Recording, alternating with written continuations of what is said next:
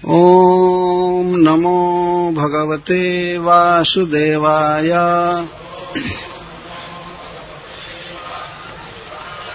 ततोर्वाक् प्रतिलब्धाक्षः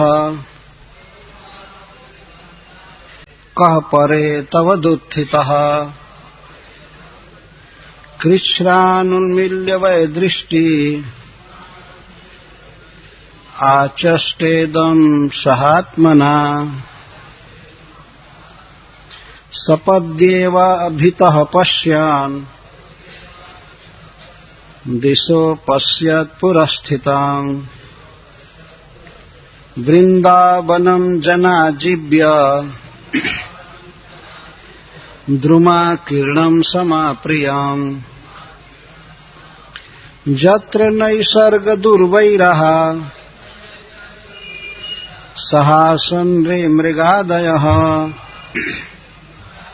मित्राणि वाजितावास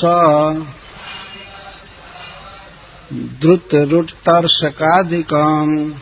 ब्रह्मा जी ने एक ही समय में देखा कि जितने गोप और बछड़े थे वे सब परब्रह्म के रूप में दिखाई देने लगे, श्री कृष्ण के रूप में। पहले वे चतुर्भुज रूप में दिखाई दिए जैसा वर्णन किया गया, और इसके बाद साक्षात भगवान कृष्ण के रूप में दिखाई देने लगे। सकृत एक साथ ही सभी श्री कृष्ण के रूप में दिखाई देने लगे, परब्रह्म के रूप में। जिस ब्रह्म की भाषा अर्थात ब्रह्म के द्वारा इस जगत का प्रकाशन हुआ है, उस ब्रह्म के रूप में दिखाई देने लगे। यह देखते ही ब्रह्मा जी हंस पर ऐसे लुढ़क गए, गिर गए, बेहोश जैसे होने लगे। यह देख करके ये सभी बच्चे श्री कृष्ण हैं। ततोति कुतकाद स्तमित एकादशेन्द्रिय उद्वृत्त, वो हंस पर गिर पड़े और उनकी एकादश इंद्रियां स्तिमित हो गई, कोई काम नहीं कर रही थी। आंख थी लेकिन दिखाई नहीं पड़ रहा था उनको, और कान था सुनाई नहीं पड़ रहा था, मन से संकल्प तक कुछ नहीं कर रहे थे। वे उस तरह से पृथ्वी पर गिर पड़े और खड़े हो गए। ऐसा लगता था जैसे ब्रजदेवी के सामने कोई 4 सिर वाली पुतलिका खड़ी है। स्तमित इंद्रिय खड़े थे और कोई इंद्रिय काम नहीं कर रही थी। जैसा आपने देखा होगा कोई गुड़िया बनाई जाती है, गुड़िया आजकल तो बहुत प्लास्टिक का भी बनाते हैं, काठ का।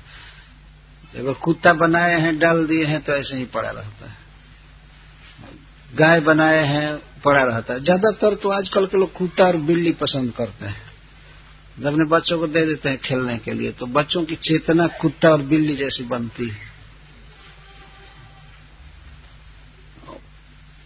तो जैसे कोई पुतली बनाई जाए, कोई स्त्री अथवा पुरुष, तो जैसे खड़ा कर दिया जाए खड़ा रहेगा, सुला दिया जाए सो जाएगा, कोई स्पंदन नहीं होता है, कोई हलचल नहीं होती है, पलकें नहीं गिरती हैं। एक बार एक घर में मैं ठहरा हुआ था अमेरिका में, तो भोर में मैं उठा तो मैं देखा एक बाघ रखा हुआ है। तो मैं ये नहीं समझा कि यह बाघ वास्तव में नकली बाघ है। मैं उठा, थोड़ा थोड़ा अंधकार था, इसके बाद मैं तुरंत अपने रूम में जाकर बंद कर दिया। तो देर हो गई, जब उजाला हुआ तो धीरे धीरे मैं खोला किवाड़ को, तब देखा को तो ऐसे ही पड़ा हुआ है। तो मैं समझ गया कि ये तो ऐसे निर्जीव है, बाघ बनाकर रखा हुआ है। इसके बाद मैं गया, उस पर सीधे लात रखा बाघ पर, तो कोई कुछ नहीं, स्पंदन हो तो बना हुआ था। ऐसा भ्रम मुझे हुआ था। एक बार और हुआ था नैरोबी में, मैं कार में बैठने गया, कार में बैठ गया था तो पीछे दृष्टि गई तो देखा एक कुत्ता बैठा हुआ है। मैं निकल करके बाहर हो गया। इतना कलात्मक ढंग से बनाया गया था कुत्ता। मैं सोचा कि ये भौंके मत या चाहते मत, मैं बाहर निकल गया। बाद में जब दूसरे लोग बैठने लगे, मैंने राजन जानी जी से पूछा कि नकली कुत्ता है? तो हाँ महाराज, ये तो नकली कुत्ता है। तो मैं कुछ कहा नहीं, फिर जाकर बैठ गए। तो पुत्री का यहाँ श्री सुखदेव गोस्वामी जी उदाहरण देते हैं कि भगवान के सामने श्री ब्रह्मा जी कैसे खड़े हो गए, जैसे गांव की कोई देवी हो, काली माता हो, और उसके सामने खड़ा कर दिया जाए पुतलिका को। उस तरह से न बोल रहे थे, न हस्त संचालन कर रहे थे, न सिर संचालन, न निमिष संचालन, न वाणी, कुछ नहीं। इस तरह से वे चकित हो गए। इस प्रकार ब्रह्मा जी सरस्वती के भी स्वामी अर्थात वाणी के अधिष्ठाता और अपनी असाधारण महिमा में रहने वाले, जिनकी कोई माप नहीं है, जो अनंत हैं और माया से परे हैं, अजातः परत्र, माया से परे हैं, और वेद भी जिनकी महिमा को नाप नहीं सकता, ऐसे प्रभु के विषय में बिल्कुल भ्रमित बुद्धि हो गए। बुद्धि तो काम नहीं कर रही थी, यहां तक कि वे भगवान को देखने में भी समर्थ नहीं हो रहे थे। अनीशे अपि तम द्रष्टुम किम इदम इति व मुह्यति सती। जब भगवान ने देखा कि ब्रह्मा इस तरह से बेहोश हो रहे हैं मेरे प्रभाव को देख करके, तब चच्छाद अजो ज्ञात्वा सपदि परमो अजा जवनिका। तो भगवान ने अपनी योग माया का पर्दा हटा लिया ब्रह्मा जी से। सपदि चच्छाद, चच्छाद का अर्थ अपसारितवान, भगवान ने अपने माया का पर्दा हटा लिया। तब ब्रह्मा जी देखते हैं, ततोर्वाक् प्रतिलब्धाक्ष कह परे तव दुत्थितः कृच्छ्रादुन्मील्य वै दृष्टि राचष्टेदम सहात्मना।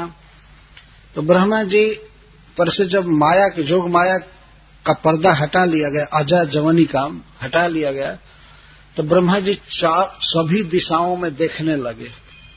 अर्वाक दिशः अभितः अपश्यत, चारों तरफ देखे।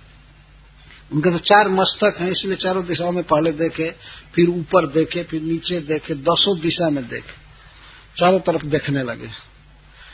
और परेतवत उत्थित, वो मरे हुए की तरह उठे थे उस समय, जैसे मरे हुए व्यक्ति में प्राण का संचार हो जाए, उस तरह से उठे थे।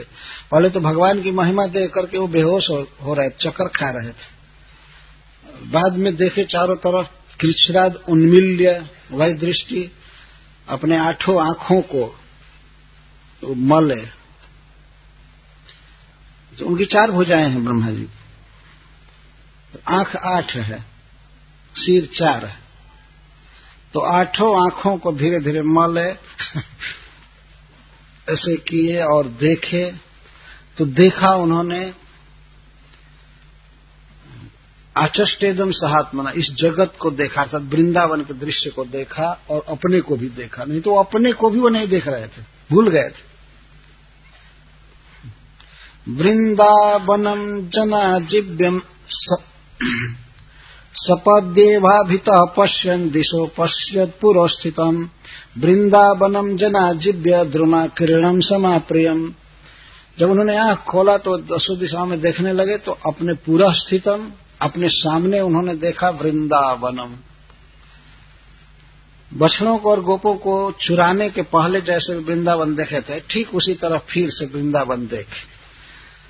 कैसा वृंदावन? जना जिव्य द्रुमा किरणम, जो जीवों के जीव्य हैं, जीविका में जीने में सहायक हैं, ऐसे वृक्षों से भरा हुआ वृंदावन देखा। आकीर्णम व्याप्तम, द्रुमा किरणम, द्रुम ही वृक्ष ही आकीर्णम व्याप्तम वृंदावनम अचष्ट पश्चित। वृंदावन को उन्होंने देखा, वृंदावन में वृक्ष भरे पड़े हैं घने, यह उन्होंने देखा। वृक्षों के विषय में श्रील सुखदेव गोस्वामी यहां कह रहे हैं, जन आजीव्य, ये दूसरे जीवों को जीने में सहायता देने के लिए सृष्ट हुए हैं, खास करके पशु और वृक्ष। ये मनुष्यों को या अन्य जीवों को हेल्प करने के लिए, उनके जीवन में, उनको जीने में मदद करने के लिए बनाए गए हैं। वृक्ष अपना फल स्वयं नहीं खाते हैं, अपनी लकड़ी से अपना कोई काम नहीं करते हैं, अपनी छाया में वो कोई सुखी नहीं होते हैं, उसका इस्तेमाल नहीं करते। वृक्षों की छाया परहित के लिए है कि लकड़ी या कोयला या फल या पत्ता बलकल जो कुछ भी है दूसरे के हित के लिए है। ये वृक्षों का स्वभाव, ये दूसरे के लिए है। ऐसे वृक्षों पर दया करनी चाहिए। आखिर जब दूसरे के लिए बने हैं तो असमय में इनको काट कूट करके फेंक देना, यह मनुष्य जीवन का बहुत बड़ा दुर्भाग्य है। हाईवे बनाने में तो लाखों लाखों वृक्ष जो कई कई सौ वर्षों के थे सब काट कूट करके फेंक दिए गए, और ऐसे वृक्ष अब लगाए नहीं जा रहे हैं। इसको सभ्यता का विकास माना जा रहा है।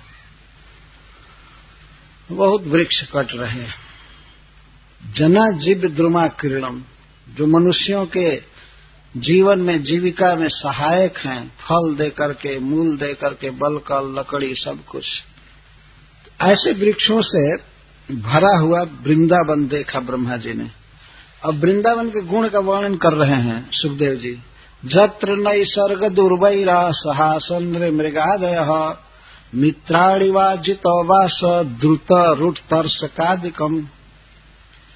वृंदावन कैसा है, जिस धाम में भगवान रहते हैं वो कैसा है, वहां पर किसी भी जीव में आपस में वैर नहीं है। ब्रह्मा जी ने देखा, यह भी देखा कि बाघ और गऊ, चूहा और बिल्ली, ये सब एक साथ रह रहे हैं वृंदावन में, जिनमें निसर्ग स्वाभाविक वैर है, जन्म से ही वैर है। अगर बिल्ली चूहे को देखे तो प्यार नहीं करेगी, वो झपट करके पकड़ लेगी, से वो खाना चाहेगी। ये स्वाभाविक प्रवृत्ति है जीवों की। और बाघ यदि गाय को देखे तो झपट करके खाना चाहेगा। मयूर यदि सर्प को देखे तो सर्प को खाना चाहेगा। ये स्वभाव है जीवों का। लेकिन वृंदावन में यह स्वभाव नहीं चलता है। वृंदावन में मित्राणी व सह आसन, मित्र की तरह सब रहते हैं। ब्रह्मा जी देख रहे हैं कि वृंदावन में नैसर्गिक वैर वाले जीव भी साथ में रह रहे हैं। जब कोई व्यक्ति कृष्ण भावना के ऊंचाई पर पहुंच जाता है तो प्रत्येक जीव के प्रति उसके हृदय में स्नेह उमड़ता है, घृणा नहीं होती है। वह अपने निसर्ग को त्याग देता है।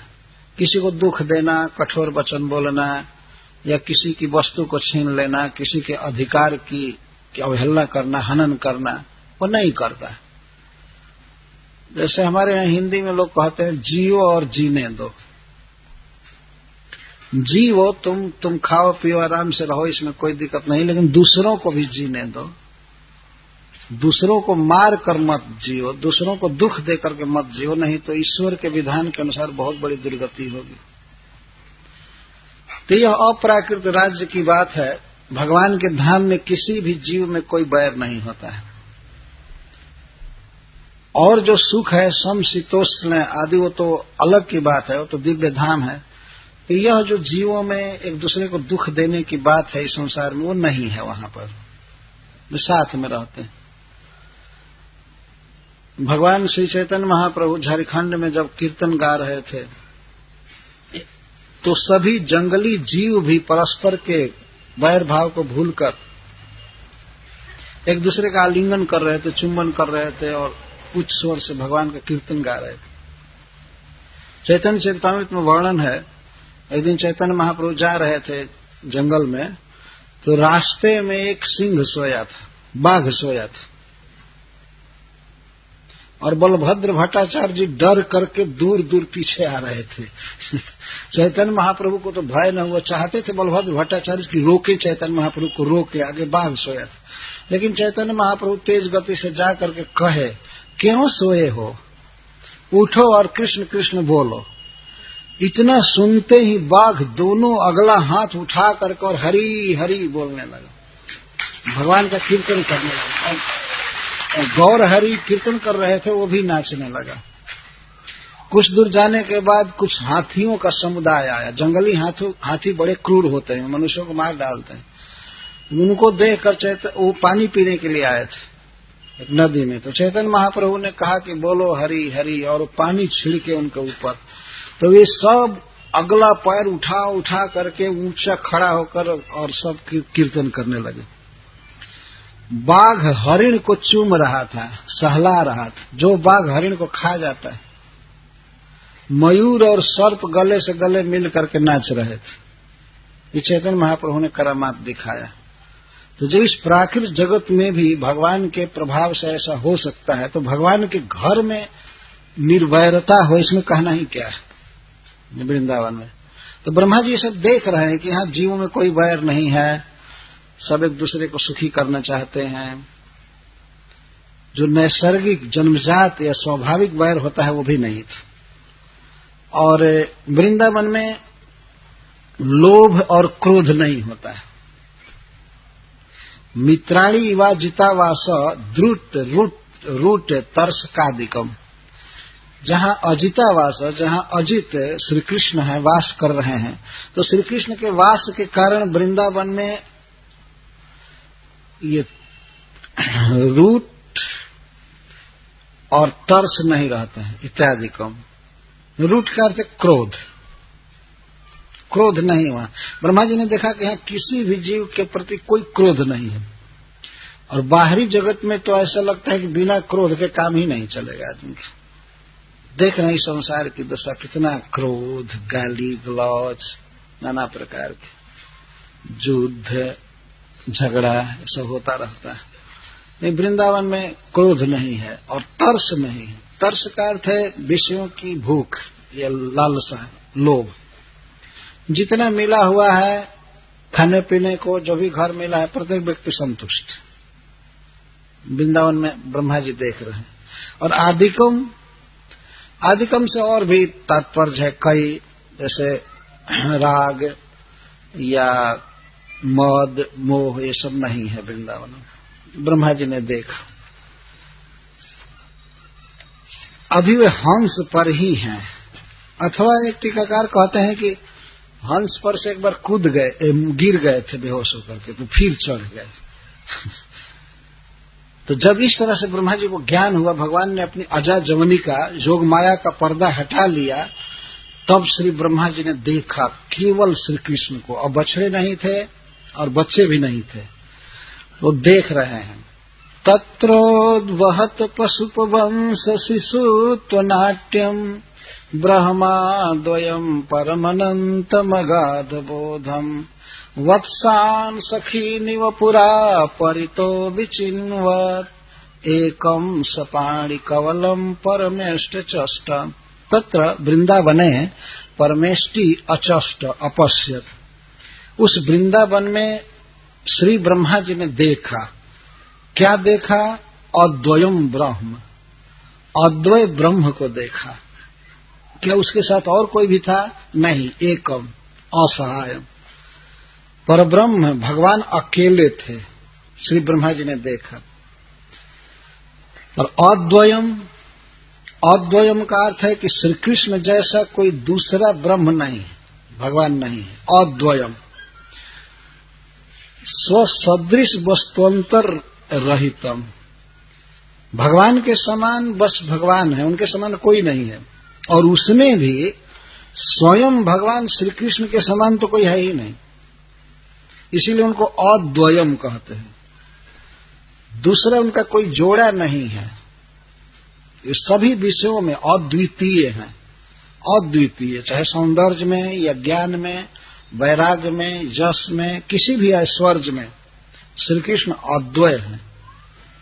इनका कोई मैच नहीं है, इसीलिए शास्त्र बारंबार कहता है अद्वयम, अद्वयम, भगवान जैसा दूसरा कोई नहीं।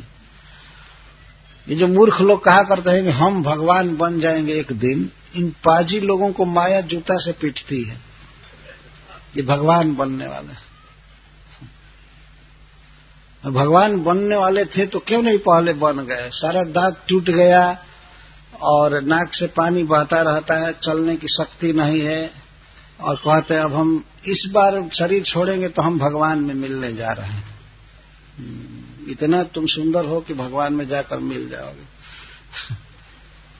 यह वहम है, सपना है, अज्ञान है वास्तव में ये सोचना कि हम भगवान हैं। भगवान केवल एक है, और कोई भगवान नहीं हो सकता है। भगवान का दास बन सकता है कोशिश करेगा तो, लेकिन भगवान बनने का तो विचार बिल्कुल भ्रम है, गलत। लोग उदाहरण क्या देते हैं कि जब नदी समुद्र में जाती है तो समुद्र में मिलकर समुद्र हो जाती है। सिंधु में बिंदु समा जाता है तो बिंदु ही समुद्र हो जाता है। अब जरा विचार कीजिए, बिंदु समुद्र में जाएगा तो समुद्र हो जाएगा? समुद्र पहले से है ना। श्रीपाद शंकराचार्य जी ने इसको बहुत अच्छी तरह से व्यक्त किया है अपने षटपदी में। वे कहते हैं कि हे विष्णु, यह निश्चित है कि हम में और आप में भेद नहीं है, परंतु यह बात जरूर है कि एक बिंदु और समुद्र के समान स्वरूप है हम लोगों का, तरंग और समुद्र के समान। समुद्रो ही तारंग, वे कहते हैं तरंग जो बना है वो समुद्र से बना है, पर न तारंग समुद्र, लेकिन समुद्र तरंगों से नहीं बना है। कितनी तरंगें उठती रहती है समुद्र में, ये तरंगें मिल करके एक समुद्र का निर्माण नहीं कर सकती हैं, समुद्र से तरंगें निकलती रहती हैं। तो इसी तरह से हे विष्णु, हमारा और आपका स्वरूप एक ही है। आप चिन्मय हैं, हम भी आपके चिन्मय अंश हैं, परंतु हम आपसे जन्म लिए हैं, आप हमसे नहीं। आपसे सभी जीव उत्पन्न होते हैं। तो इस तरह से कोई व्यक्ति वास्तव में कोई बिंदु समुद्र नहीं हो सकता है, उसकी अलग सत्ता रहती। एक व्यक्ति हमसे एक बार बहुत तर्क कर रहा था, आखिर तो बिंदु और सिंधु मिलकर एक हो जाते हैं, बोले एक हो जाते हैं। तो मैं कहा कि क्या सिंधु कभी बिंदु में मिलने आया है कि बिंदु कितने समुद्र में मिल गए ना, तो जीव तो समाप्त हो जाएगा, वो समुद्र थोड़े बनेगा। बिंदु के पास समुद्र नहीं आया, समुद्र बिंदु में नहीं मिला, विलीन हुआ। कितने बिंदु समुद्र में विलीन हो जाते हैं। तो भगवान तो ऑलरेडी हैं। जैसे कोई नदी जाए समुद्र में या बिंदु मिले तो समुद्र ऑलरेडी है ना, ये बिंदु कैसे कह सकता है कि हम समुद्र हैं। और वैज्ञानिक तरह से अगर परीक्षण करके देखा जाए तो उस बिंदु की अलग सत्ता सिंधु में बनी रहती है, उसके पार्टिकल बने रहते हैं।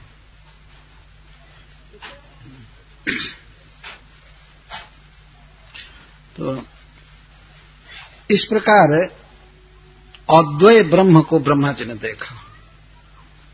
श्री चैतन्य महाप्रभु ब्रह्म शब्द की परिभाषा देते हैं चैतन्य चेतावनी में, कहते हैं ब्रह्म का अर्थ है बृहद वस्तु।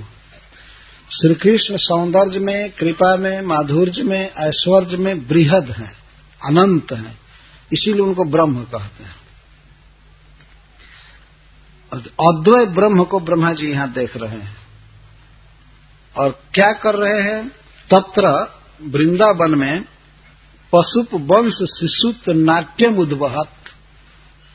पशुप वंश में, पशु का पालन करने वाले अर्थात गोप वंश में नंद महाराज के पुत्र के रूप में शिशुत्व का नाट्य कर रहा है ब्रह्म। नाट्य कर रहा है। नाट्य के दो अर्थ है, एक तो ड्रामा, दूसरे डांसिंग, नृत्य करना। गोप वंश में, पशु पालन करने वाले के वंश में शिशुत्व का नाट्य कर रहा है। श्री ब्रह्मा जी ने देखा फिर से ध्यान से कि भगवान उसी तरह से शिशु हैं, जैसे गोप बच्चों के साथ खाए थे तो हाथ में दही भात का कवर लिए हुए और अपने बछड़ों को खोज रहे हैं। ब्रह्मा जी ने देखा फिर से, पहले देखा कि सारे बछड़े मिल गए हैं और वे सब विष्णु हैं, कृष्ण हैं, और बाद में देखते हैं कि और कुछ नहीं है, केवल कृष्ण है। और वही तत्र उद्वहत पशुप वंश शिशुत्व नाट्य, शिशुत्व का नाट्य कर रहे। क्या नाट्य है? नाट्य क्यों कह रहे हैं? इस कारण से कह रहे हैं कि जो भगवान एकम है वास्तव में, वे अपने साथियों को खोज रहे हैं। भगवान का मित्र तो दूसरा भगवान हो सकता है ना, लेकिन वे खोज रहे हैं। यह भी एक नाट्य है। ये अद्वयम, दो नहीं है। इसका एक अर्थ यह है कि बच्चे और बछड़े इनसे भिन्न नहीं है, वे सब मिले हुए हैं, लेकिन फिर भी खोज रहे हैं। अनंतम विचिन्वत, स्वयं अनंत है। ऐसा कोई देश नहीं है जहां श्री कृष्ण व्याप्त न हो, तथापि खोज रहे हैं। यह है नाट्य। कौन ऐसा स्थान है जहां श्री कृष्ण पहले से ही नहीं विद्यमान है, फिर भी विचिन्वत, वत्सान सखीन इव पूरा, पहले की तरह ही पूरा इव विचिन्वत, पहले की तरह खोज रहे हैं। इतना ऐश्वर्य दिखाने के बाद भी भगवान पुनः बछड़ों की और गोप सखाओं की खोज करते हुए दिखाई दिए चिंता में। तो पूरा इव परितः विचिन्वत, जो प्रभु अनंत हैं, सर्वव्यापक हैं, वे परितः सखीन वत्सन च विचिन्वत। ब्रह्मा जी ने देखा कि वो खोज रहे हैं। ब्रह्मा जी कुछ देर तक देखते रहे कि किस तरह भगवान दरी में, कुंज में, गुफा में इधर उधर झांक झांक करके देख रहे हैं। तो यह नाट्य है। जो अपरिच्छिन्न है वह सब जगह खोज रहा है।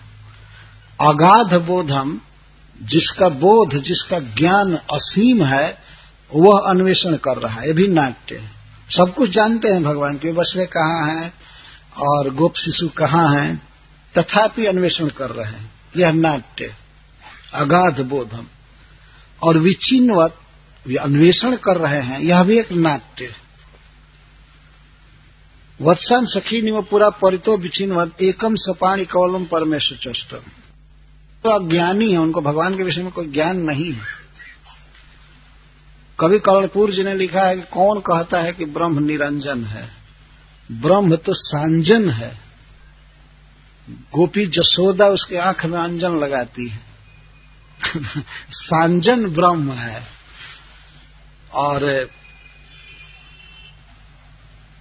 और भी एक कवि ने लिखा है कि जब श्री कृष्ण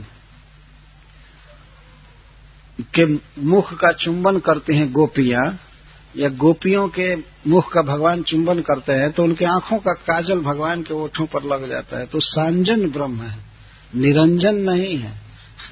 अंजन युक्त ब्रह्म है, निरंजन नहीं है। रघुपति उपाध्याय एक बहुत बड़े कवि भक्त हो गए हैं चैतन्य महाप्रभु के समय में। तो वे कहते हैं कि श्रुति मपरे स्मृति मितरे भारतम अन्य भजंत भवभीता अहमिह नंदम बंदे जस्या लिंदे परम ब्रह्म। कुछ लोग श्रुति के अनुसार साधना करते हैं, उपनिषद पढ़ते हैं और ध्यान करते हैं ब्रह्म का। वो लोग करते रहे, हमारा इसमें कोई ऑब्जेक्शन नहीं है। जिसको जो पसंद हो करो। श्रुति अपरे स्मृति मितरे, और कुछ लोग स्मृति के अनुसार वर्ण धर्म आश्रम धर्म में बहुत रुचि लेते हैं, तो अपना काम करते रहे। भारतम अन्य भजंत भवभीता, और संसार से डरे हुए लोग चाहे श्रुति के अनुसार चले, स्मृति के अनुसार चले, या महाभारत पढ़े, जो भी करना हो करे। हमारा तो बस एक ही काम है, क्या? मैं नंद महाराज के चरणों की वंदना करता हूं, यही मेरा साधन है। क्यों वंदना करते हो नंद महाराज की? क्योंकि उनके अलिंद में, उनके आंगन में परब्रह्म है। ये जानकर मैं केवल नंद बाबा की वंदना करता हूं, और साधन मुझे नहीं करना है। अहमी नंदम वंदे जस्या लिंदे परम ब्रह्म। जिसके आंगन में परब्रह्म खेल रहा है, ऐसे नंद बाबा के चरणों की मैं वंदना करता हूं। तो नंद बाबा खुश होकर के जरूर अपने बालक को मुझे देंगे कभी। यह भाव, ये भक्तों का कितना उत्कृष्ट भाव है। कोई कुछ भी करो, हम ये नहीं कहते हैं कि तुम अज्ञानी हो चाहे कुछ भी हो, लेकिन हमको मत कुछ बात सुनाओ। हमें नंद महाराज के पुत्र की वंदना करने दो, नंद महाराज की वंदना करने दो, बस हम संतुष्ट हैं। अहमिह नंदम वंदे जस्या लिंदे परम ब्रह्म। और एक कवि ने लिखा है, ये रघुपति उपाध्याय ही लिखे हैं। ये कहते हैं कि कुछ लोग ध्यान करके ब्रह्म को देखना चाहते हैं, कुछ वेदांत पढ़ करके, कुछ यह करके वह करके, लेकिन मैं तो देखता हूं कि गोपियों के पीछे चलने वाला यह लंपट, यही मेरे जीवन में बसा हुआ है। पता नहीं मुझे क्या हो गया है कि गोपियों के लंपट व्यक्ति में ही मेरा चित्त फंसा हुआ है। इसी को मैं सबसे ज्यादा महत्व दे रहा। भगवान चैतन्य महाप्रभु इनकी कविताओं को सुना करते थे। तो यहाँ सुखदेव गोस्वामी कहते हैं कि ब्रह्मा जी ने देखा कि श्री कृष्ण गोप वंश में शिशुत्व का नाट्य कर रहे हैं, हाथ में दही भात का कवर लिए, और इतना चिंता में है, इतनी चिंता में है अपने बच्चों को खोजने में, मित्रों को और बछड़ों को, कि अभी एक दाना भी खाए नहीं। जब वो दोनों मिल जाएंगे तब जाकर के खाएंगे। इस तरह से वृंदावन में घूम रहे थे। दृष्ट्वा त्वरेण निज धोरणतोऽवतीर्य पृथिव्याम् वपुः कनकदण्डमिवाभिपात्य स्पृष्ट्वा चतुर्मुकुटकोटिभिरङ्घ्रिजुग्मम् नत्वा मुद्दश्रुसुजलैरकृताभिषेकम्। दृष्टवा, जब ब्रह्मा जी ने भगवान को इस तरह देखा वृंदावन में बछड़े और गोपों की खोज करते हुए और इस रूप में, तो निज धोरणतः अपने वाहन से, अपने हंस से अवतीर्य तुरंत उतर गए, और उतर करके पृथिव्याम, पृथ्वी पर कनक दंडमिव वपुः अभिपात्य, अपने सोने के दंड की तरह गोरा शरीर ब्रह्मा जी अभिपात्य गिरा दिए। जैसे किसी दंड को छोड़ा जाए, डंडे को अगर छोड़ा जाए तो ऐसे गिरेगा, इस तरह से जब कोई गिरता है तो इसको दंडवत प्रणाम कहते हैं। अगर हाथ पैर सिकुड़ लिया तो दंडवत प्रणाम नहीं हुआ। डंडा को ऐसे खड़ा कीजिए और गिराइए तो थोड़ी भी बीच में मुड़ेगा नहीं, थोड़ा भी मुड़ेगा नहीं कहीं। अगर कोई व्यक्ति हाथ पैर मोड़ता है और कहता है कि मैं दंडवत कर रहा हूं, तो ये दंडवत नहीं है, तो धनुषवत है या कुछ है, ये दंडवत नहीं है। तो ब्रह्मा जी दंडवत गिराए अपने शरीर को, और गिराए, धड़ाम से गिराए, दंडवत अभिपात्य, दंड के समान गिराए। हरिसूरी जी इस पर कहते हैं कि ब्रह्मा जी सोच रहे थे पहले कि मैंने अपराध किया है, भगवान हमको दंड देंगे, लेकिन जब उन्होंने देखा कि भगवान दंड नहीं दे रहे हैं तो स्वयं ही दंड के साथ प्रणाम कर रहे हैं। दंडवत प्रणाम कर रहे हैं, तो अपने को दंड दे रहे हैं, दंडवत प्रणाम। और दंडवत इसलिए गिरे कि जब भगवान इनको गाली नहीं दिए, कुछ अपशब्द नहीं बोले कि क्यों चोरी किए, क्यों बदमाशी किए, कुछ नहीं कहे, तो ब्रह्मा जी स्वयं ही अपने शरीर को गिरा रहे। इस संसार में देखा जाता है, कभी कोई व्यक्ति गलती करता है और उसको कोई दूसरा दंड नहीं देता है तो अपने को ही अपने हाथ से मारने लगता है। देखे है ना, हमने देखा है ऐसा एक दो बार, अपने को ही पकड़ करके और तमाचा मारते हुए, और बहुत जोर जोर से। तो इस तरह ब्रह्मा जी अपने शरीर को पटक दिए भगवान के सामने, अपने को अपराधी मानकर दंडवत अभिपात्य कनक दंडमिव। ब्रह्मा जी का शरीर सोने के समान गौर वर्ण का है, सोना जैसे, गोल्ड जैसे, पीला। ऐसे सुंदर शरीर को ब्रह्मा जी पटके ब्रजरज में भगवान के चरणों के सामने। अभिपात्य, अभिपात्य का अर्थ खूब अच्छी तरह से गिराए, ठाह से नीचे गिराए। तो ब्रह्मा जी मानो अपना पाप निकाल रहे हैं, और गिरा करके स्पृष्ट्वा चतुर मुकुट कोटिभिरंघ्रि जुग्मम, और भगवान के अंघ्रि जुग्मम जुगल चरण को अपने चारों मुकुट से स्पर्श किए। जैसा मैं उस दिन कहा था कि वे उलट पलट करके, उनके तो चारों ओर मुख है, तो अपने चारों मुकुट के कोटि भी, शिखरे शिखा भी मुकुट के अग्रभाग से भगवान के चरणों का स्पर्श कर रहे थे। स्पृष्टवा, यहां स्पृष्टवा से यह नहीं समझना चाहिए कि वे भगवान के चरण को छू दिए, नहीं, निकट किए, ब्रजरज में कर रहे थे। अथवा इसका एक अर्थ है कि भगवान के चरण जुगल की छाप जहां थी, चिन्ह थे, उसको इन्होंने अपने मुकुट के अग्रभाग से स्पर्श किया। भगवान को छूने की तो हिम्मत ही नहीं थी इनको, और छू भी नहीं सकते थे, क्योंकि भगवान का चरण कमल कोमल, एक माखन से भी अधिक कोमल है। तो ऐसे कोमल चरण को अपने सोने से कैसे छू सकते थे, तो कठोर है। तो चरण के निकट कर रहे थे अथवा चरण धूलि में लौट रहे थे अपने मुकुट के, अपने चारों मुकुट के अग्रभाग से, और रो रहे थे, बारंबार प्रणाम करते थे, रो रहे थे। मुदस्र सुजले रकृताभिषेकम, इतना ब्रह्मा जी रो रहे थे, इतना रो रहे थे आनंद के कारण कि उनके आंखों से सुजल अश्रु निकल रहा था। अश्रु सुजल है, आंसू निकल रहे थे। ऐसे सुंदर जल से ब्रह्मा जी ने भगवान के जुगल चरणों को अभिषिक्त कर दिया, अभिषेक कर दिया। भगवान खड़े हो गए थे और वे चकित थे कि ये 4 सिर वाला जानवर मेरे सामने कौन लौटने लगा। मानो भगवान इस तरह से चकित थे। वो तो एक बच्चा है और दिखा रहे थे कि वे पहचानते नहीं है कि कौन आदमी आकर के यहां लौटने लगा। वो बात नहीं किए ब्रह्मा से, एकदम बात नहीं किए, वे चकित थे। दही भात का कौर लिए दिए, चकित थे। हमारे यहाँ इसको भकुआए से कहते हैं।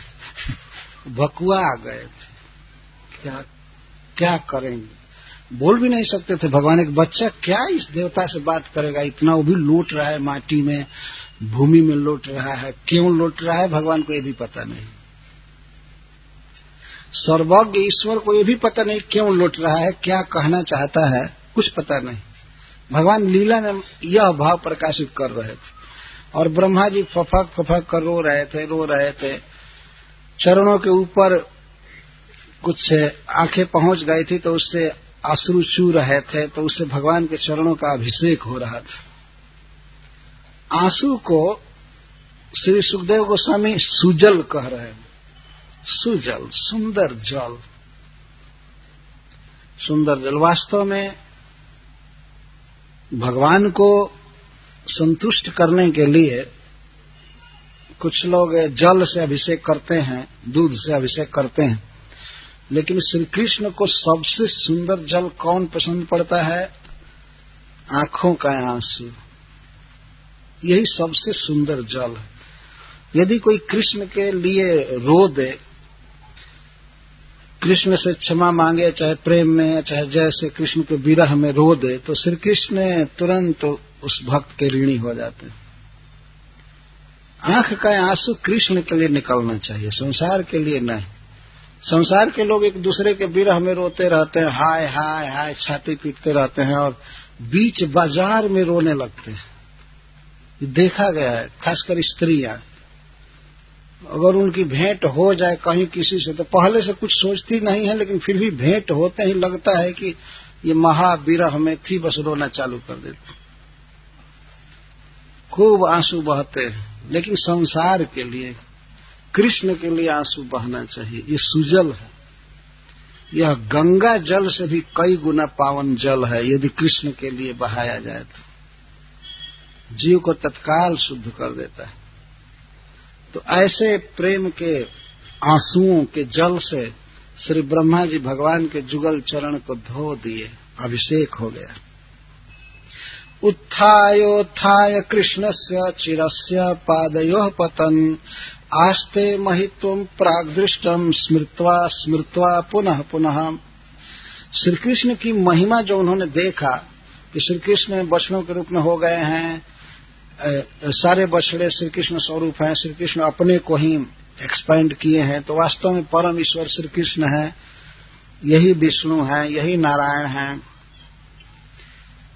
प्राग दृष्टम महित्वम पुनः पुनः स्मृत्वा, पहले देखे हुए भगवान की महिमा का बारंबार स्मरण करके, पुनः पुनः स्मृत्वा 2 बार कहा जा रहा है, स्मृत्वा पुनः पुनः, बारंबार स्मरण कर रहे हैं। वही जो बच्चे चतुर्भुज रूप में हो गए, बछड़े हो गए, तो भगवान की इस पूर्व देखी हुई महिमा का बारंबार ब्रह्मा जी स्मरण कर रहे थे और वो उठते थे। उत्थाय कृष्ण सचिरस्य पादेव पतन, उठते थे फिर चरण में गिर जाते थे, उठते थे फिर चरण में गिर जाते थे।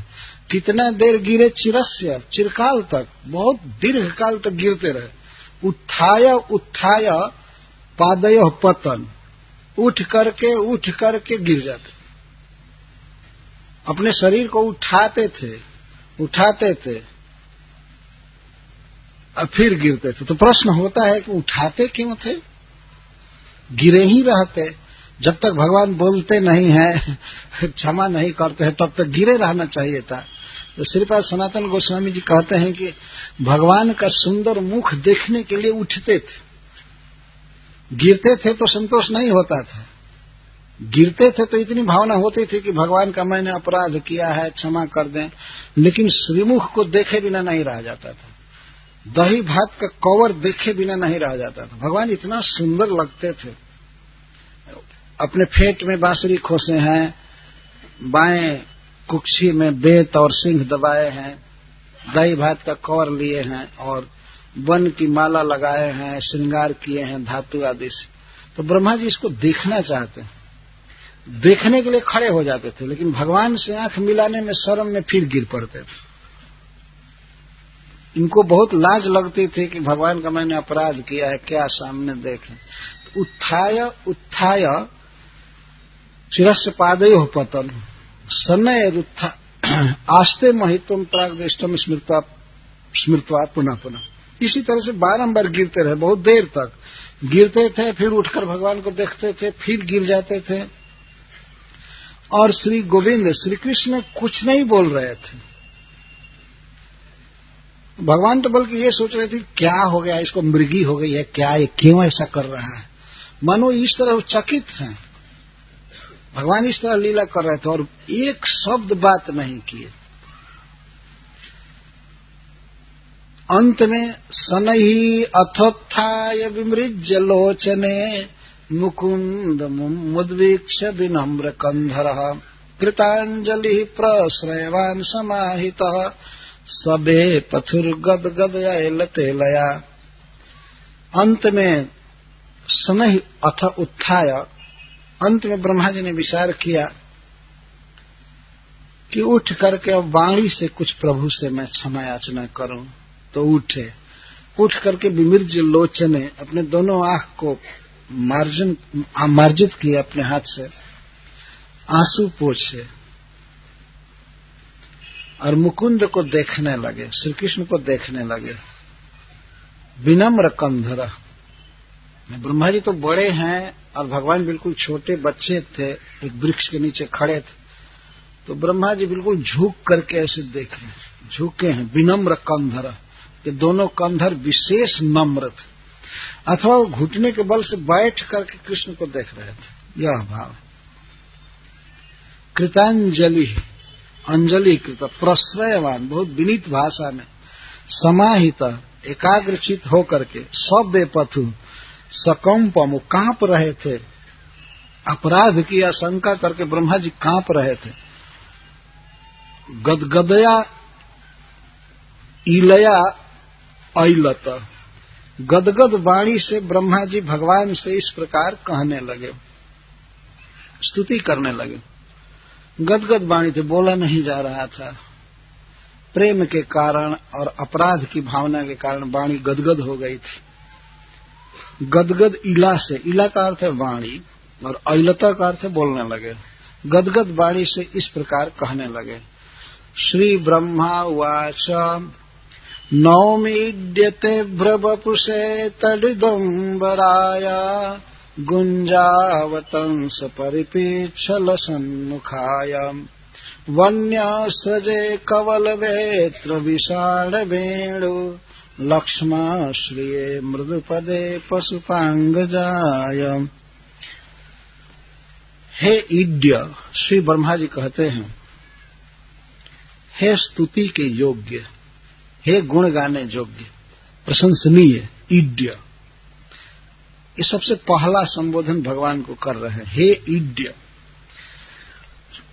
इस संसार में यदि कोई कीर्ति गाने योग्य है तो श्री कृष्ण है। श्री ब्रह्मा जी का अनुभव यहां व्यक्त किया जा रहा है। ब्रह्मा जी कहते हैं कि आपका ही गुण गाना चाहिए, आप ही प्रशंसा के योग्य हैं और कोई नहीं। तो हे स्तुति योग्य ते पशुपांगजाय नौमी, मैं पशु पे चाहे गो पे श्री नंद बाबा के पुत्र को नमस्कार कर रहा हूं। पशुपांगज, पशुप करते गोप, गोप के अंगज, नंद बाबा के शरीर से उत्पन्न, यह अर्थ है नंद नंदनाय। मैं नंद बाबा के पुत्र को नमस्कार करता हूं क्योंकि आप ही स्तुति के योग्य हैं। नौमिड्यते भ्रवपु से तडिदम्बराय। और कैसे हैं नंद नंदन? अभ्र बपु से, अभ्रवत बपुर जस्य तस्मय, मेघ के समान आपका सांवला शरीर है, ऐसे प्रभु को मैं नमस्कार कर रहा हूं। नौमिड्यते भ्रवपु से, अभ्र का अर्थ मेघ, बपु शरीर। भगवान श्री कृष्ण का शरीर स्वच्छ मेघ की तरह सांवला। श्रील प्रभुपाद एक बार बोल रहे थे तो वो प्रवचन में कहते हैं कि अन्य लोग ब्रह्म के विषय में, भगवान के विषय में अटकलबाजी करते हैं, ज्ञान नहीं होता है, लेकिन हम लोगों की परंपरा में भगवान का बिल्कुल स्पष्ट ज्ञान है, बिल्कुल ज्ञान है कि भगवान क्या है। तो एक भक्त पूछा क्या है भगवान का स्वरूप, तो श्रील प्रभुपाद जी ब्रह्म संहिता के उस श्लोक को उद्धृत करते हैं। वेणुम क्वणंतमरविंद दलायताक्षम बरहावतं समसितां बुध सुंदरांगम कंदर्प कोटि कमनीय विशेष शोभम गोविंदमादि पुरुषम तमहम भजामि। श्रील प्रभुपाद जी कहते यह है भगवान का वर्णन। ये वर्णन है कि वेणुम क्वणंतम, वो भगवान, वो ईश्वर बांसुरी बजाते रहते हैं। वेणुम क्वणंतम, अरविंद दलायताक्ष, और कमल दल के समान उनके नेत्र हैं। बरहावतंसम, और मयूर पिच्छ का आभूषण सिर पर धारण किए हैं, और उनके अंग सांवले हैं, असित हैं, और कोटि कोटि कंदर्प को भी मोहित करने वाले। ये है भगवान का स्वरूप। कोई पूछे कि भगवान अपने हाथ में क्या लिए रहते हैं, सीधा उत्तर वेणु, और अपने दूसरे स्वरूप में वो चक्र भी लिए रहते हैं, धनुष बाण भी लिए रहते हैं, लेकिन स्वयं भगवान हमेशा हाथ में बांसुरी लिए रहते हैं। वेणुम क्वणंतम, और केवल हाथ में ही बांसुरी नहीं लिए रहते हैं, क्वणंतम, उसको फूंकते रहते हैं, गाते रहते हैं। उसमें बहुत बड़े रसिक हैं भगवान, बांसुरी बजाते रहते हैं, मोरपंख पहनते। यह भगवान का वर्णन। यहाँ पर श्री ब्रह्मा जी कहते हैं नौमिड्यते भ्रवपु से तडिदम्बराय। हे प्रभु, आपका शरीर मेघ की तरह सांवला है, स्वच्छ है, और आप विद्युत की तरह पीत वर्ण का वस्त्र पहने। तडिद अम्बराय, तटित, तडित का अर्थ विद्युत से बिजली चमकती है, कितना उजाला छा जाता है, पीला पीला। इस तरह से भगवान का वस्त्र बिल्कुल स्वच्छ है, धवल है। वो तो चिन्मय वस्त्र है, स्पिरिचुअल वस्त्र है सब कुछ। तडिद अम्बराय। और कैसे हैं? गुंजावतंस परिपिच्छ लसन मुखाया, आपका मुख बहुत सुंदर लग रहा है, आपका मुख अद्वितीय शोभा संपन्न है, और आपके मुख पर गुंजावतंस परिपिच्छ लसन मुख है। गुंजा का मुकुट धारण किए। गुंजा एक फल होता है, तो श्री कृष्ण का जो केश है ऐसे थोड़ा सा जूड़ा जैसा बंधा हुआ है, और उसमें भी एक गुंजा की माला लगाए है, और उसके ऊपर परिपिच्छ, मयूर पिच्छ, गुंजावतंस परिपिच्छ लसन मुखाय। गुंजा और मयूर पिच्छ के कारण भी आपका मुख और सुंदर लग रहा है। तो श्री ब्रह्मा जी बार बार ध्यान दे रहे हैं कि श्री कृष्ण के सिर के ऊपर गुंजा की माला है, और उसके ऊपर शिरोभूषण है मयूर पिच्छ, मोर मुकुट।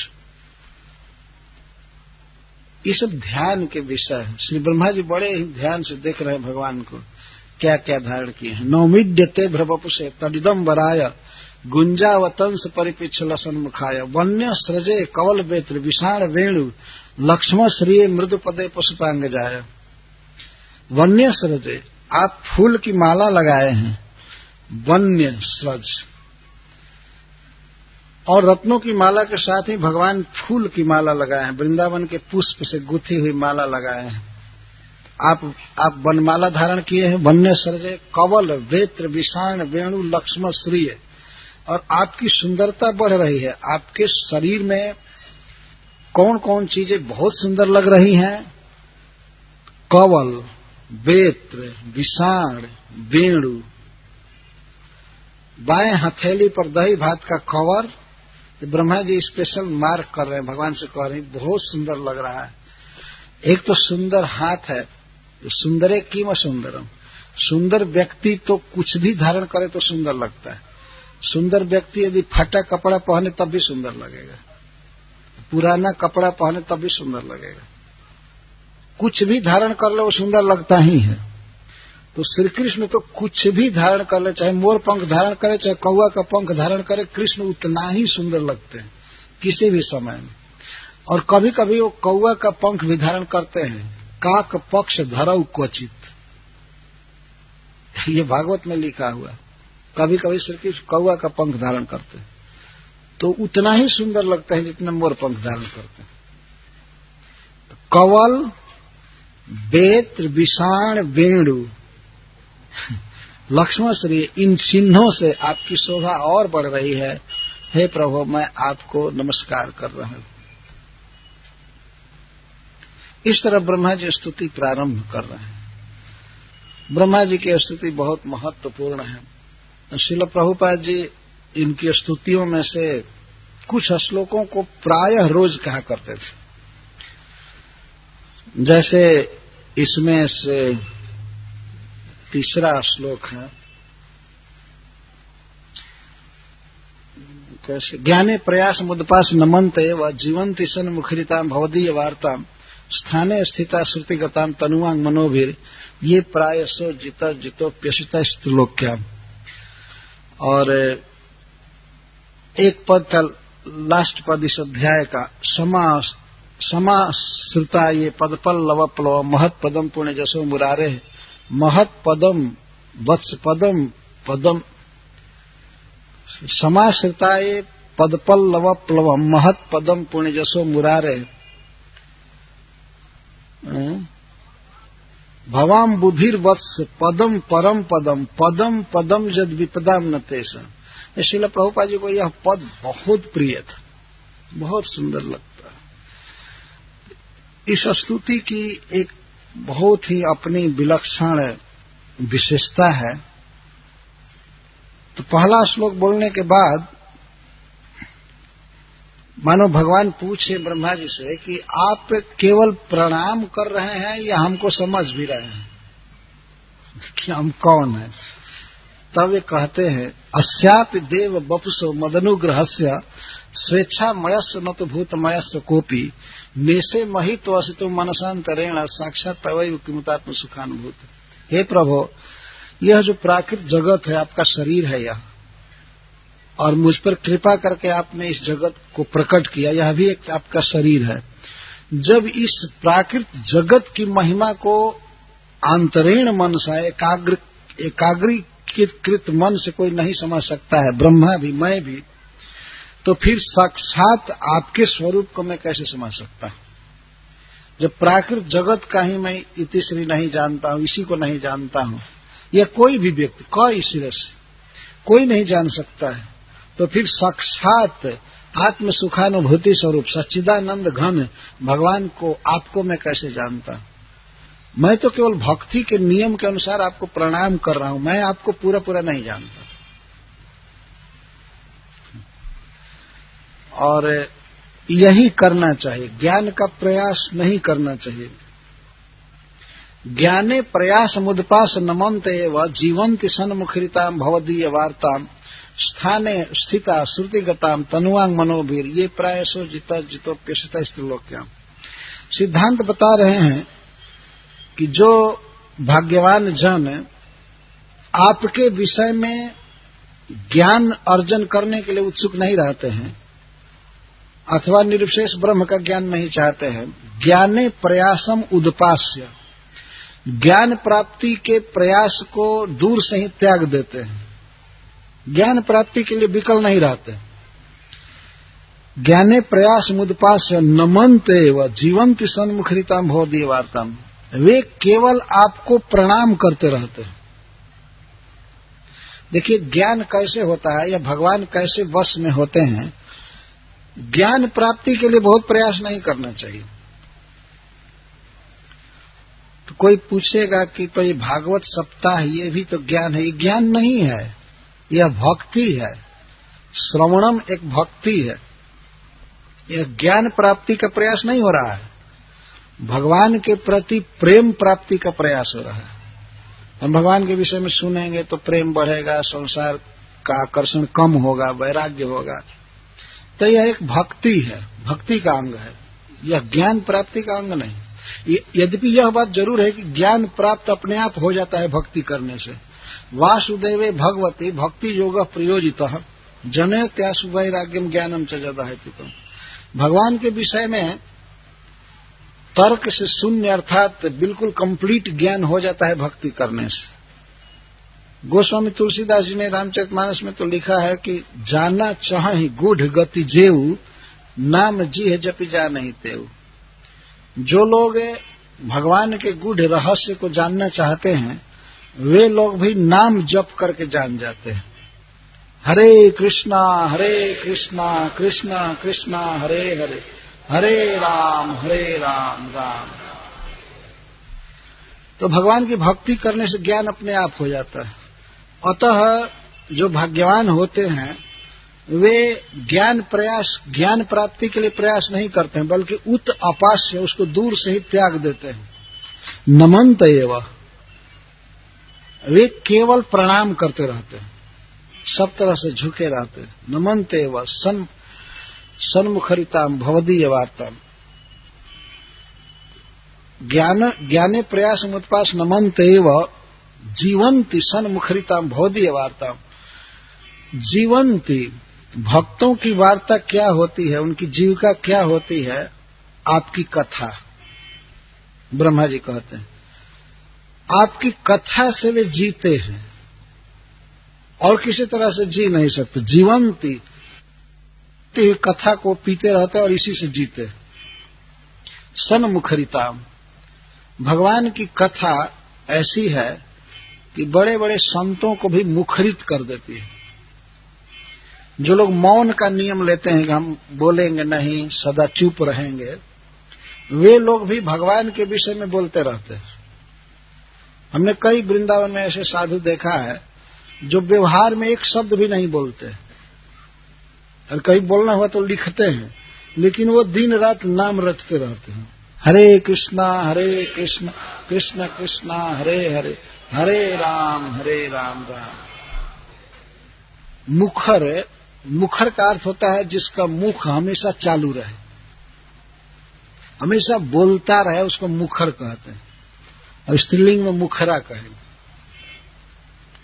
जिसका मुख हमेशा बरबर बोलता रहे।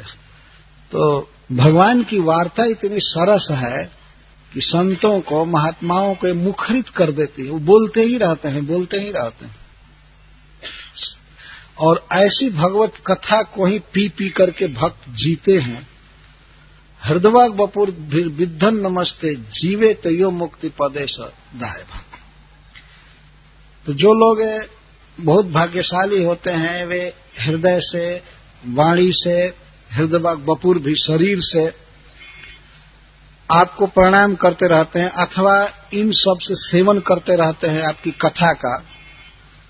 तो वे आपके सुख को, आपके पद को, आपके धाम को, आपकी स्थिति को वैसे ही पा जाते हैं बिना प्रयास के, जैसे अपने पिता की संपत्ति को पुत्र बिना प्रयास के पा जाता है। तो ये हृदवाग बपुर भी विद्धन नमस्ते जीवे तो यो मुक्ति पदेश दाय भाग। दाय भाग आप समझते हैं, कोई बच्चा किसी के यहां जन्म लिया है तो पिता के पास जो भी संपत्ति है उसको पाने के लिए पुत्र को कोई प्रयास नहीं करना पड़ता, अपने आप अपने पिता के धन पर उसका अधिकार रहता है। इसको दाय भाग कहते हैं। तो श्री कृष्ण परम आनंदमय है, परम ऐश्वर्य में है, परम विद्वान है। तो श्री कृष्ण जितना सुखी है उतना सुखी जीव हो जाएगा। श्री कृष्ण का सुख है उसे बपौती में मिल सकती है, लेकिन क्या करने पर? भगवान की कथा सुनने पर। प्रत्येक जीव आनंद चाहता है, नित्य जीवन चाहता है और विद्यापूर्ण जीवन चाहता है। ये जीव की दशा है, देखा जा सकता है। प्रत्येक व्यक्ति चाहता है मैं सुखी हूं।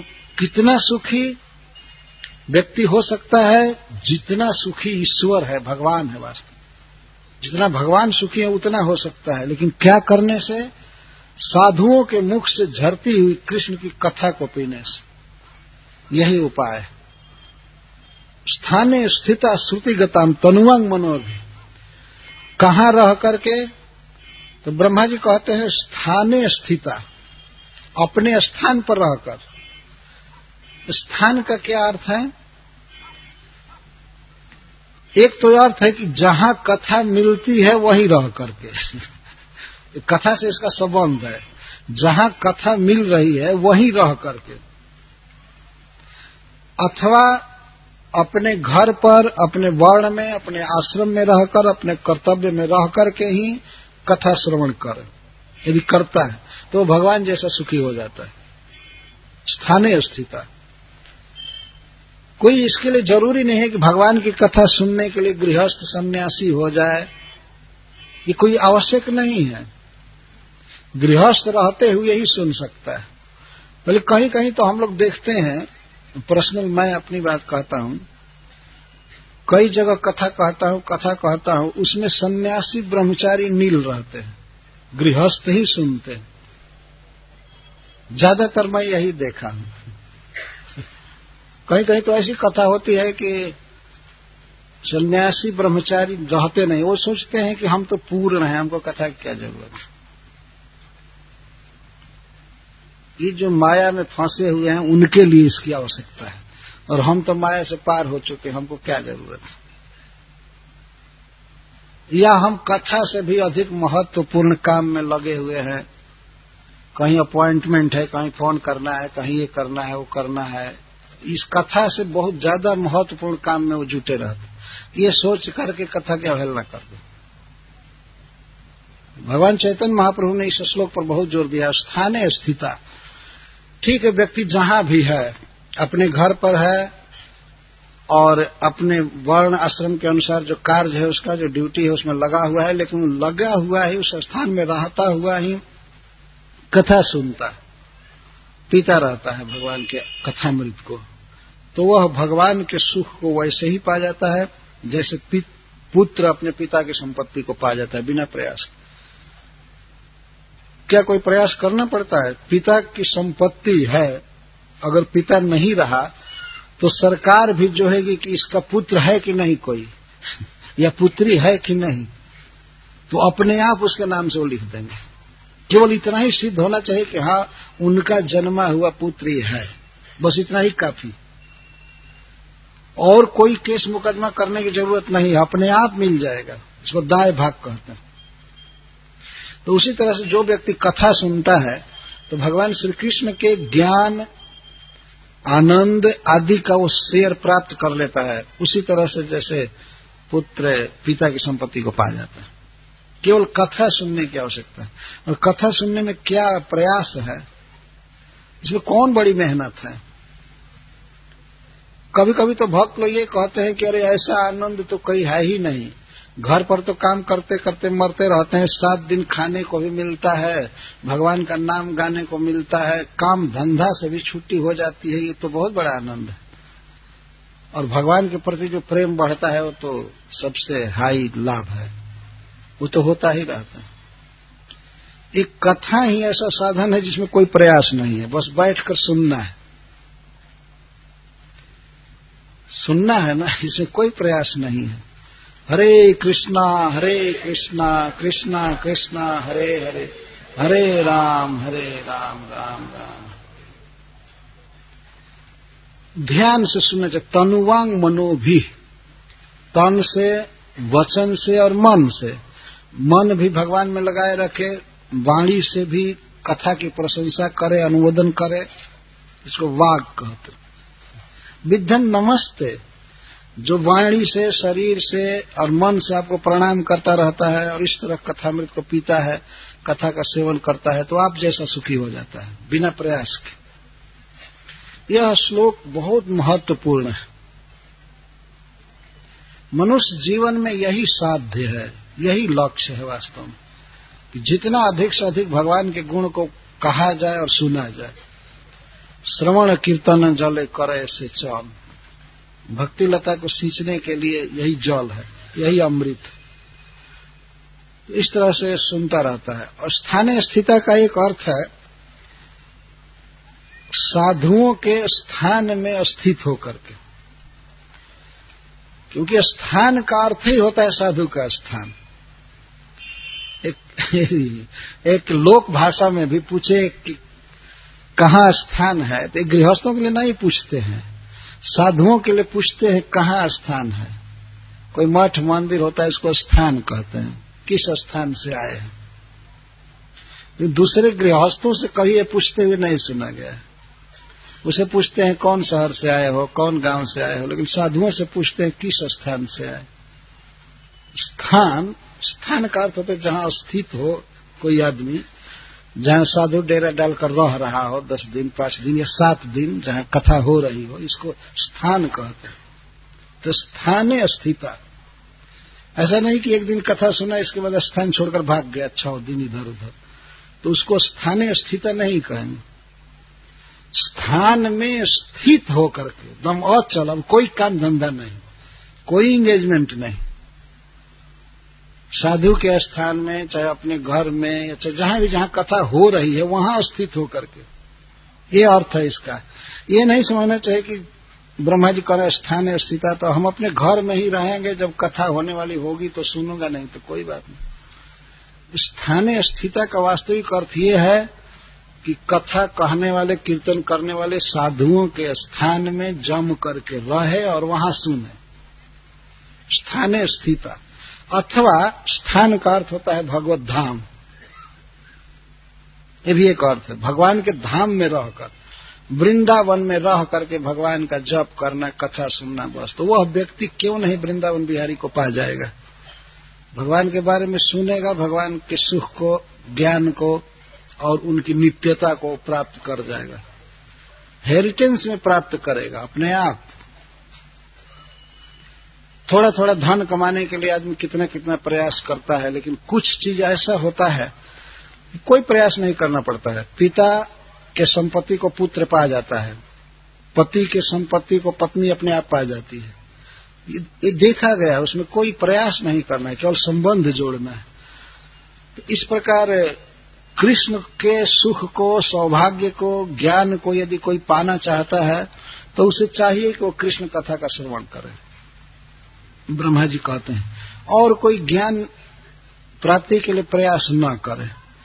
लेकिन जो व्यक्ति भगवत कथा नहीं सुनता है, कीर्तन नहीं करता है, जप आदि नहीं करता है और केवल ज्ञान प्राप्ति के लिए प्रयास करता है, तो उसके विषय में ब्रह्मा जी कहते हैं, श्रेय श्रुतिम भक्ति मुदस्य ते विभो क्लिश्यंत ये केवल बोध लब्धे तेषाम असौ क्लेशलेव शिष्यते नान्यत यथास्थु तुषावघातिना। हे प्रभु, जो लोग श्रेय का दान करने वाली, परम कल्याण करने वाली भक्ति को छोड़ करके ज्ञान प्राप्ति के लिए प्रयास करते हैं, जप नहीं करते हैं, कथा नहीं सुनते, भागवत नहीं पढ़ते, भगवान की सेवा, अर्चा विग्रह की सेवा नहीं करते और बस हिमालय में या इधर उधर जा करके सुख जाते हैं बिना खाए पिए, तो ऐसे लोगों को मिलता क्या है? जो भक्ति नहीं करते हैं, कीर्तन नहीं करते, भागवत नहीं पढ़ते सुनते, तो उनको क्या मिलता है? क्लेशलेव शिष्यते, उनको केवल क्लेश होता है और कोई फल नहीं मिलता है।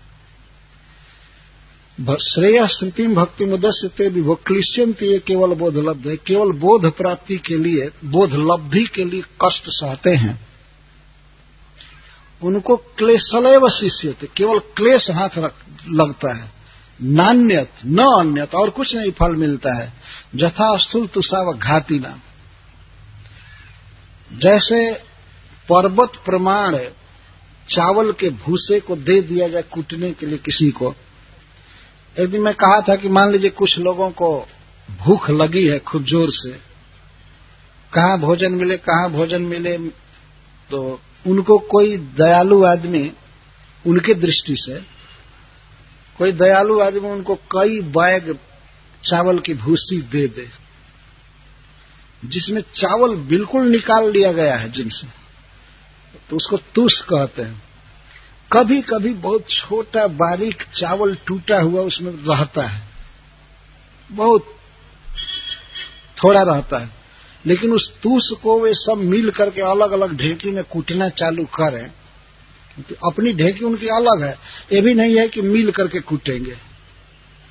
अगर मान लीजिए 4 आदमी मिल करके कूटे तो कम परिश्रम पड़ेगा, लेकिन अकेले कूटना पड़ता है। एक ब्रह्मज्ञानी का पता नहीं रहता है दूसरे ब्रह्मज्ञानी को। जैसे मान लीजिए मैं अगर चिंतन कर रहा हूं तो हमको ये पता नहीं कि वो क्या चिंतन कर रहा है, तब ज्ञानी लोग अपना अलग अलग ध्यान किया करते हैं। कुछ पता ही नहीं को ध्यान कर रहा है कि दुकान में बैठा है, कुछ पता नहीं, लेकिन आप एक दूसरे ज्ञानी को डिस्टर्ब नहीं कर सकते। तो उसका ध्यान अलग है, क्या सोच रहा है, और दूसरा ज्ञानी क्या सोच रहा है। भक्तों का तो पता रहता है कि आगे से हरे कृष्ण बोल रहा है तो पीछे से भी सैकड़ों हरे कृष्ण बोल रहे हैं, ये तो प्रकट है, लेकिन इन तथाकथित ज्ञानियों के चित्त का कुछ पता नहीं चलता। तो उसमें असहायता का दोष है, एक ज्ञानी दूसरे ज्ञानी की सहायता नहीं कर सकता, यह एक बहुत बड़ा मुश्किल काम है। तो अपनी ढेकी उसे अकेले चलाना पड़ेगा। और दे दिया गया 10 बोरा चावल की भूसी और कह दिया गया कि इसमें से चावल निकालो, पकाओ, खाओ, तो उसमें चावल है नहीं, चावल के बहुत छोटे छोटे कण किसी किसी तुष में है, तो कूटने पर वो भी सब दूर हो जाएंगे। जब पहले से चावल थोड़ा थोड़ा है, अगर उसको जोर से कूटा जाए तो वो भी तो बिल्कुल पिसान जैसा हो जाएगा, आटा जैसा, और मिलेगा नहीं। तो चावल की भूसी को कूटते कूटते क्या होगा, क्लेशलेव अशिष्यते, बस क्लेश हाथ लगेगा, पैर में दर्द होगा, सिर में दर्द होगा, और भूख की ज्वाला जो है वो तो कंटिन्यूअस लगी ही हुई है। तो वो चावल नहीं मिलेगा, बल्कि बीमार होकर के हॉस्पिटल चला जाएगा। तो भगवान के नाम का उच्चारण छोड़ करके, भागवत सुनना छोड़ करके, और बस ध्यान करो, तप करो, ये करो, वो करो, तो वे लोग उस तरह से मूर्ख है जैसे भोजन की आशा से कोई मूर्ख चावल की भूसी को कूट रहा। तो हाथ पैर में दर्द मिलेगा, सिर में दर्द मिलेगा, और कुछ नहीं मिलेगा, चावल फावल नहीं मिलेगा। ज्ञान नहीं होगा भगवान के विषय में, कुछ भी ज्ञान का प्रयास करने पर ज्ञान कुछ नहीं होगा। ज्ञान होगा भगवान की कथा सुनने से, और अपार शांति मिलेगी, शाश्वत जीवन प्राप्त होगा, ज्ञान से परिपूर्ण जीवन प्राप्त होगा, आनंदमय जीवन होगा भगवान की कथा सुनने से। श्री ब्रह्मा जी यह बात कह रहे हैं।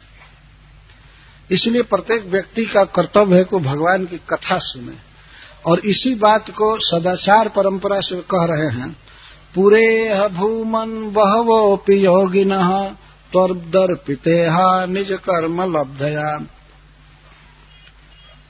और क्या है आगे, विबुध्य भक्तैव कथोपनीतया प्रपेदिरेंजो चितते गतिम पराम।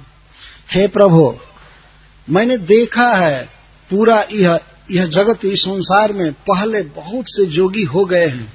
योगी का अर्थ है बहुत बड़े बड़े भगवत भक्त, योगी प्राय हो गए हैं। उन्होंने क्या किया है, पूरे भूमन बहवोपि योगिनः, एक योगी नहीं, बहुत बहुत योगी, बहुत बहुत साधक, वे क्या किए कि अपनी इहा को, अपने समस्त इंद्रियों के वृत्ति को आप में समर्पित किए। आपको देखते थे, आपके लिए काम करते थे, हाथ से पैर से आपके विषय में सुनते थे, करते थे। इसको त्वदर्पितेहा कहते हैं, भगवान में इहा अर्पित कर दी, और अपने कर्म को करते रहे जो उनके लिए प्रिस्क्राइब ड्यूटीज है वर्ण आश्रम आदि के अनुसार, उसको किए।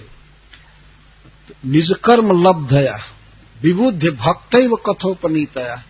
तो ऐसा करने से क्या होता है, कि अपने धर्म में व्यक्ति रहता है तो उसे आपकी कथा मिलती है स्वाभाविक ढंग से, और कथा मिलती है तो कथा पर ही उसे भक्ति मिलती है। कथोपनीतया भक्त्या, कथा के द्वारा उपनीता भक्ति के द्वारा आपको जान करके आपके चरण कमल के पास चला जाता है। बहुत सुंदर शब्द ब्रह्मा जी कह रहे हैं, कथोपनीतया भक्त्या। भगवान की भक्ति को कौन ढो करके लाएगा? कथा लाएगी। कथोपनीता भक्ति, इसी को तृतीया में कहते कथोपनीतया भक्त्या। भक्ति भगवान की है, हृदय में ही है, लेकिन उसको जागृत कौन करेगी? कथा। भगवान के विषय में प्रचुर डिस्कशन जब होगा, भगवान के रूप, रस, स्वभाव, ऐश्वर्य, करुणा आदि का जो वर्णन खूब किया जाता है, तब भगवान के प्रति प्रेम उत्पन्न हो जाता है। भक्त्या एव कह करके और कोई साधन नहीं है। ब्रह्मा जी ये कह रहे हैं और कोई साधन नहीं है। विबुद्ध भक्तैव कथोपनीतया प्रपेदिरेंजो चित्ते गतिम परा। आपके परा गति को, गोलोक में स्थित गति को या वैकुंठ में स्थित गति को प्राप्त करते हैं भक्त लोग। आपकी सेवा करना, आपका नित्य पार्षद बन जाना, यह भगवत कथा से ही, आपकी कथा सुनने से ही संभव है। भक्ति कथा के द्वारा आती है, कथा ही भक्ति को ढो करके लाती है। कथोपनीतया भक्त्या। बहुत महत्वपूर्ण बात ब्रह्मा जी कह रहे हैं कथा के विषय में। भगवान के चरणों में अनुराग पैदा करती है कथा। ये कथा ही ढो करके लाती है कृष्ण भक्ति को, और कृष्ण भक्ति के द्वारा जीव भगवान के धाम में चला जाता है। कृष्ण भक्ति पाए तबे कृष्ण निकट जाए। कृष्ण की भक्ति आएगी कथा द्वारा, और कथा कहाँ मिलती है? साधु संग से, साधुओं के संग में। अतः यही विधेय है कि साधु संग प्राप्त हो, भगवान की कथा प्राप्त हो। साधु संग से सब कुछ मिल जाता है। श्रीमद् भागवतम में इस बात पर बहुत जोर दिया गया है कि साधु संग करना चाहिए, और साधु संग का अर्थ है